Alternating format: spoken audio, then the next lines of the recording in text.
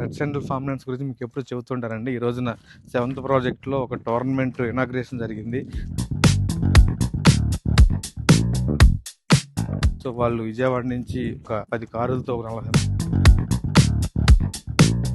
మంది business owners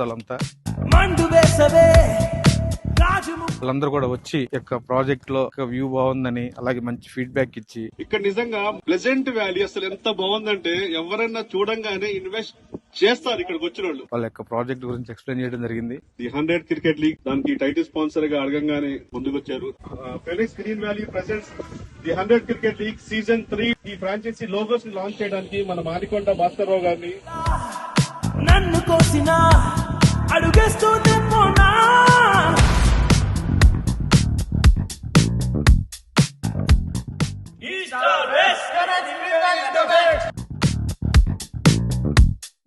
కాలువానలే లెక్క కావులే నన్ను ముంచిన